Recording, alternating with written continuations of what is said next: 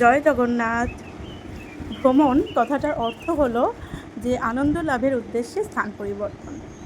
তো আমরাও বেশ বহু বছর পর আর মাকে নিয়ে প্রথমবার পাহাড়ে গিয়েছিলাম এই আনন্দ লাভের জন্য স্থান পরিবর্তন করতে।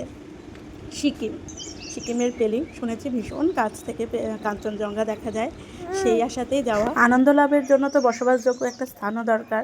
খোঁজ করতে করতে কোথাও খোঁজ পাই না।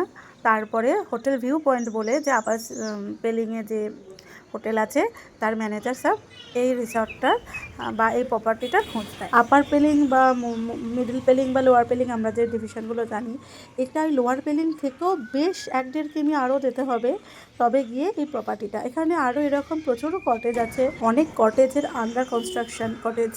যাই হোক, আমাদেরটার নাম হচ্ছে লামথাং রিট্রিট।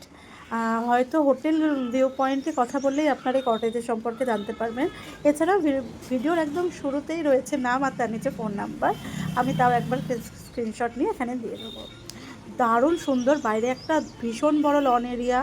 ড্রাইভাররা গাড়ি রাখতে চাইলেও গাড়ি রাখতে পারবে। 2টো রুম ছিল, যেটা হচ্ছে কেয়ারটেকারের। তো সেখানে ড্রাইভার থাকার ব্যবস্থা আছে কিনা আমাদের জিজ্ঞাসা করা হয়নি। আর এমনি প্রত্যেক মানে পুরো প্রপার্টিটার মধ্যে একদম লোয়ারে 2টো কটেজ, সেখানে 2টো রুম। তার থেকে কিছুটা উঠে গেলে 2টো স্টেপ উঠে গেলে হচ্ছে আবার 2টো রুম নেওয়া একটা কটেজ।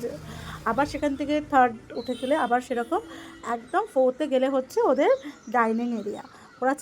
আপনারা চাইলে খাবার দিয়েও যাবে, কিন্তু একটা হচ্ছে এখানে কিন্তু হোমস্টের মতন খাবার মানে লজিং আর ফুডিং কিন্তু না, এখানে শুধু কিন্তু যেহেতু আশেপাশে কোনো খাবার দোকান নেই, তাই খাবারের ব্যবস্থা এখানেই রয়েছে। আপনারা চাইলে ওনারা বানিয়ে দেবেন, তার জন্য আলাদা পে করতে হবে, যেমন হোটেলে হয় বিভিন্ন রকম।